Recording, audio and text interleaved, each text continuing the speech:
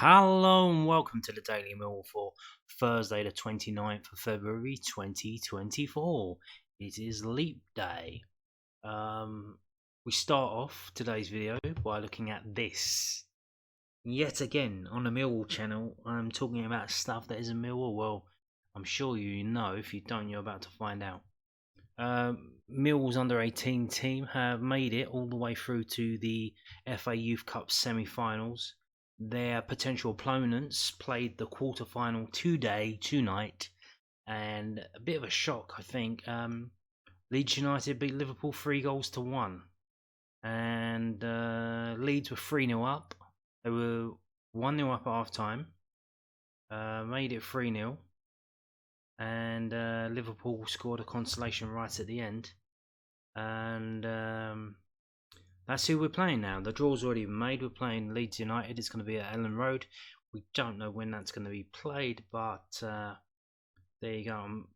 I think so far we've had our quarterfinal was on the FA Player. This game was on FA Player. It was on FA Player as well, so you could have watched it live. So there's every possibility that semi-final might be available live on the FA Player. I'm not too sure about that. Well, I don't know if that's just because Chelsea and Liverpool were involved and they put up the money for it, because obviously they've got their own TV channels and such. But yeah, if not, then it's a trip to Elland Road, which should be fun. What the fuck is going on here? I think the Leeds site is trying to fucking give me a virus. What the fuck is going on? Okay, in that case, I'm going to come off this. So, right, let's do that. Okay.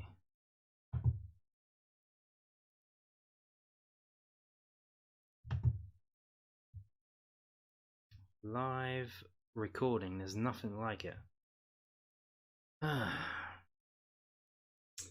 Okay, we moved on to this, which is for wba.co.uk.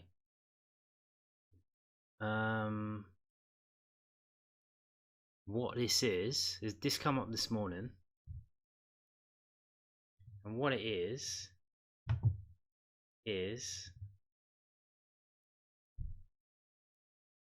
West Bromwich Albion. This come up this morning.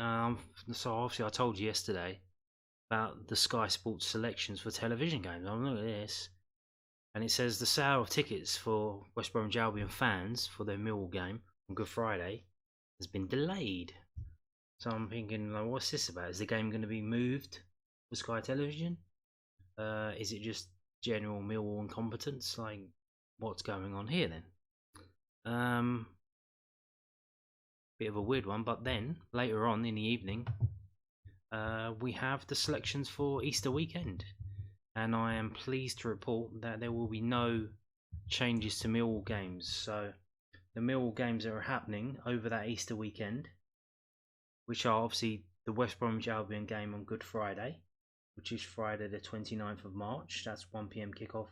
That is happening on the Den. And we've got the Rotherham away game, which is on April Fool's Day, Monday, Easter Monday, the 1st of April. That goes ahead at 3 o'clock, so you can book your trains, you can book your planes, you can buy your tickets if you can get them. It's all done, dusted. It's not going to be on Sky. These games have been moved for Sky, so there you go.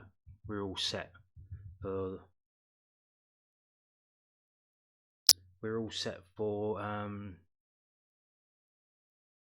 Sky Television games going up to the first week of April, and then we just have to wait for the next couple of weeks of April after that. And our games then are Huddersfield, which they might select if we're still down there. Leicester is on the Tuesday. That's going to be on TV anyway, Millwall TV and the Sky Sports Red button, so that if that gets selected by TV, it doesn't really matter. Or they'll probably move the kickoff to 8 because they keep doing that this season for some reason. Probably to avoid a clash with EastEnders or Coronation Street. They're still going. I don't know what's going on with them. I haven't watched them for ages. And then after that it's Cardiff and Sunderland, and then we get into the end of the season, Plymouth and Swansea. So we'll wait and see. But so far, like I said, Easter weekend's all good and dusted, so you don't have to panic about that. You can buy your tickets and it's all good. Unless it snows. That might be a thing that happens. Apparently, it's going to be snowing tomorrow up north, though, which is rain down south. So, moving on to, we have interviews, stuff from the Southwark News and from the South London Press. Obviously, Southwark News publishes on a Thursday, South London Press on a Friday. The manager's interviews on a Thursday, pre-match interviews on a Thursday. So here we go. So,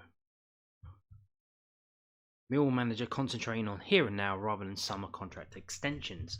Well, exactly. How can you extend someone's contract if you don't know which league you're going to be in? Unless you say, look, this is the offer. This is the offer if we're in the Championship. This is the offer if we're in League One. But then why would you want to keep someone if we get relegated, and if they're part of the reason why we get relegated? Especially when you've got really, really good under 21 players who can compete. I think at League One, almost certainly. Alex Mitchell's playing in League One now. Malachi's in League Two. So. Anyway, Neil Harris says it's way too early to think about player contract extensions yet because the only priority now is Championship survival. The manager enjoyed a winning return to the dugout against Southampton last weekend, Millwall's first victory since January the 1st. That welcome success was certainly much needed, but results elsewhere mean the Lions remain only 1 point above the dreaded drop zone. And until safety is guaranteed, Harris's sole focus is making sure Millwall stay out of the bottom three, rather than thinking about what happens with a handful of current first-team players whose deals expire in the summer. He told our paper, when I was asked to come back to Football Club, I said that I know we are approaching March, and it becomes prevalent in people's minds with the club fans and also the players that they're all thinking about the future. At the moment, we've got two aims. First is Saturday against Watford at home. Last week it was at Southampton, and this week it's Watford. Then after that it'll be Blackburn, so it's just one game at a time. Then the mid-term aim for me is the next window. I say mid-term, but we're talking about in 2 months' time, which sounds crazy in itself, but that's football. I just need time to access to work with the players and understand all the personalities. I'm even talking about the likes of George Saville, Sean Hudson, Jay Cooper, Murray Wallace, Billy Mitchell and Danny McNamara, people I've known a long time. I still need to judge their character as the person they are today, not the person I left 5 years ago. I need time with the group. All I've said to the football club is that with the staff, the players and the football club and how it is run, yes, I do know it very well and what it looks like, but please be patient. At the moment, the most important thing for our football club is to get points on the board. Harris is guaranteed an emotional reception in SC16 this weekend against Watford, where he is desperate to transform the club's poor form, which has seen them win just 4 league games this season. He said, there's no fix overnight whereby just because Neil Harris walks back in the building that a Millwall team wins at the Den. I've been very fortunate to have an exceptional home record as a player and manager, and now I have to guide these players. What Saturday gave us at Southampton was a real shot of belief, a great confidence boost. We know 15,000 Millwall fans are going to turn up against Watford, feeling excited rather than fearful and get behind the players. All the fans want to see is their team have a right go in their own way. It doesn't mean you've got to have 80% possession or go and punch somebody. It means you've got to do it the Millwall way.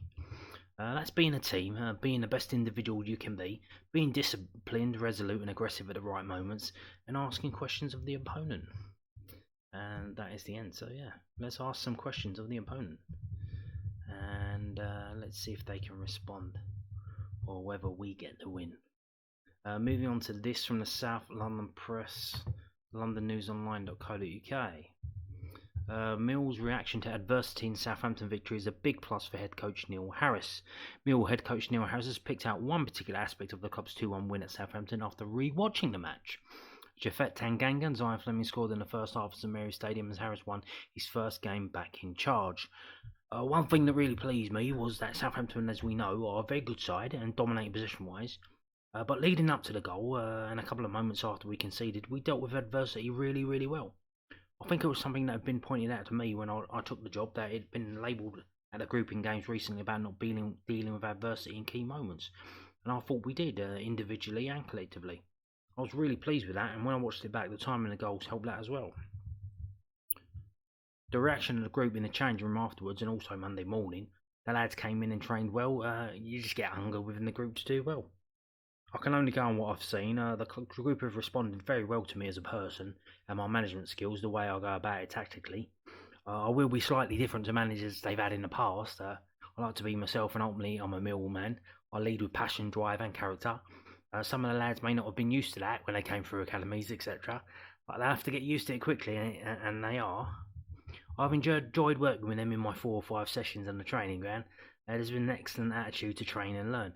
One strong performance and one strong result with Southampton doesn't make a season for anybody. Everyone understands that. And that one performance needs to become 2, 3 and 4. Some consistency, yeah? And that continues with the game against Watford. It's another tough ex-Premier League opponent, and this could be a little bit similar to Southampton. But what a great opportunity for the players to showcase themselves as they did last week at St Mary's. Exactly. Fantastic stuff there. Now, an interview with Sarkic from the southwarknews.co.uk. Southampton's stop was the most important I've made this season. Indeed, a very good save. Matija Sarkic reckons Saturday's vital late save to deny Adam Armstrong and preserve Millwall's 2-1 lead at Southampton is his best yet since joining the club. Some signing from Wolves was a virtual spectator for most of the second half, with promotion hopefuls Southampton made to look very ordinary by a visiting side clearly galvanised by Neil Harris's appointment. That was until the 88th minute when substitute Armstrong rose high to produce a header which was superbly pushed away by Sarkic and ensured Millwall collected all 3 points. I would say so, replied the 6'4" custodian when asked if it was a highlight of his Lions career so far. It's probably one of the most important saves I've had to make this season. Hopefully we can build on the result and take that confidence and belief into the game against Watford. It was kind of standard save really. A cross came in, I just got back into position and then reacted off the header. As the cross came in, I've had to step up and get my body weight going the other way, which is quite difficult when you're moving across goal. It was an important save and I'm happy I made it. We had a game plan, we executed well. They might have dominated possession, but we controlled the game.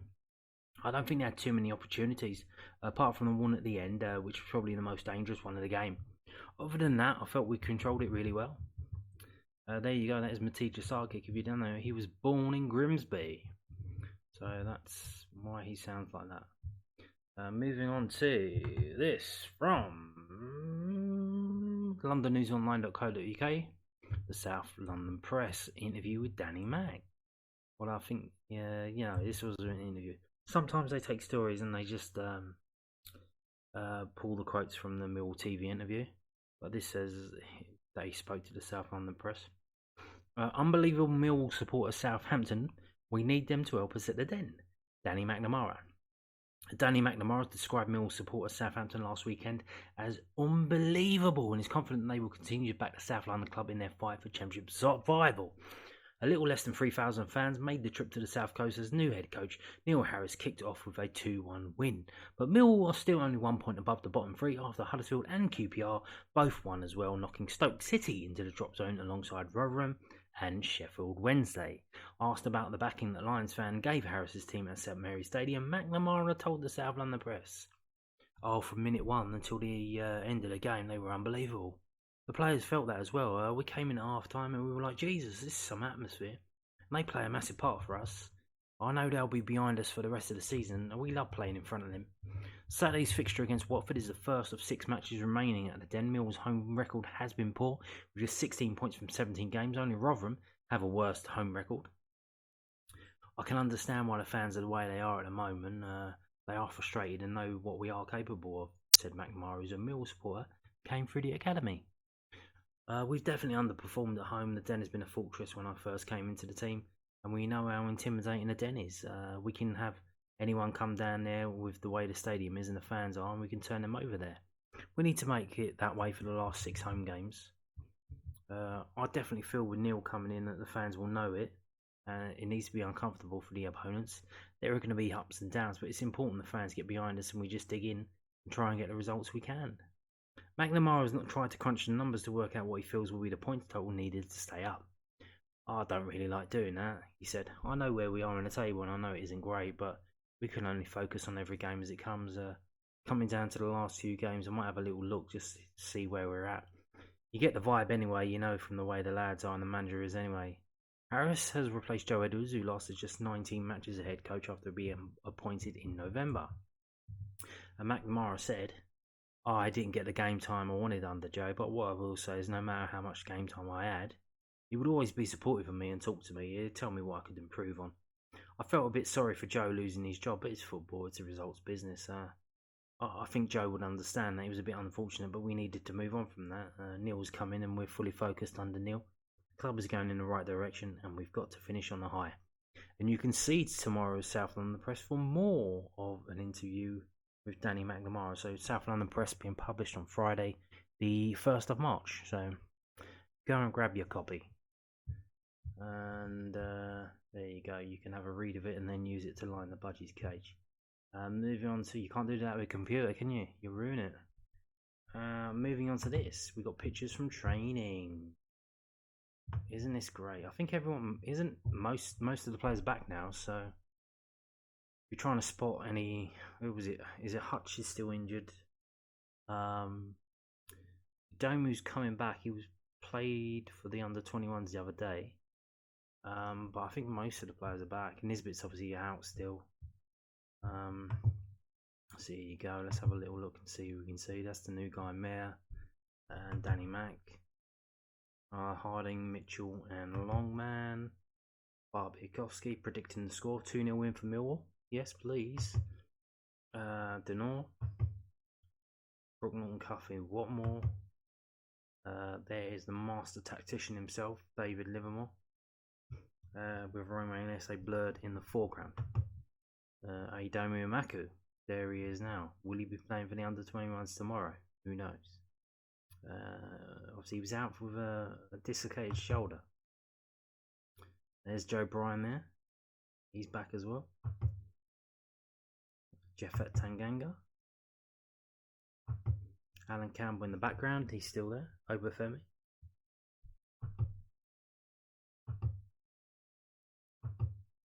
So there you go. It's all good. Murray Wallace, George Saville, Honeyman, Nana Boateng there, training with the first team. Interesting.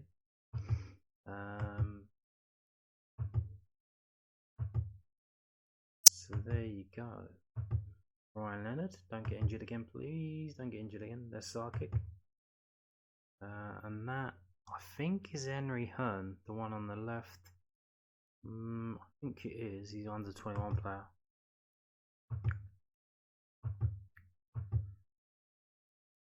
That is a great photo. That's a great photo. Someone photoshopped that for Your Club Needs You. That's just like that poster, the Uncle Sam poster. That is he screaming at the photographer? Simon Fleming, first sighting of him. And again, training in the rain, just like it should be. We're back round to the front. As mentioned, so the under-21s had a game, was it Tuesday or Monday? Tuesday. In Ipswich, they won. They have a game tomorrow. They have a game on Friday. That's at the training ground though. You can't go and watch that really unless you stand outside the fence and look through it. So Millwall under-21s versus Swansea City. Millwall under-21s welcome Swansea City in the Professional Development League on Friday afternoon, kick-off 2 p.m. Kevin Nugent's side are back in action following Tuesday's 2-1 victory over Ipswich Town, looking for a win that will once again take them back to the top of the South Division table. Yeah, because after we played yesterday, QPR played and QPR beat Bournemouth 3-2. So now QPR jump back up on top. So, and if Swansea beat us, they will narrow. They won't go above us, but they'll narrow the gap down. And QPR are above us by 1 point, but we have a game in hand of them, which is this game. So, but there's still like 10 games to go, so there's a fair few points to play for at the moment. So it's not going to be a disaster if we don't win every game at the moment. So yeah, to do so, however, they must overcome a Swan side who sit in 4th position, 4 points away from the lines of 5 points off the summit. So like they've got a big incentive and they've got something to play for. Updates for the match will be available at Millwall Academy, the Lions official Academy X account, whilst a report and reaction will be published on millfc.co.uk following the final whistle. Millwall squad for this fixture is yet to be confirmed. So yeah, as mentioned, so on the game on Tuesday, the 2-1 victory, Connell Truman started the third choice first team squad goalkeeper, and Idomi Maku. So obviously this is at the training ground, so it's even easier for some of the first team players who aren't playing to be featured in this. I wonder if Mayor might get some minutes. I don't know if that's a possibility or what could be happening, but we'll see. So we'll see tomorrow. Hopefully another win. And after this, next week, big game on Tuesday night. QPR away, 7 p.m. kickoff that, and it's being held at a stadium, so that is gonna be a big game. But there you go. And on that note, thank you for watching and goodbye.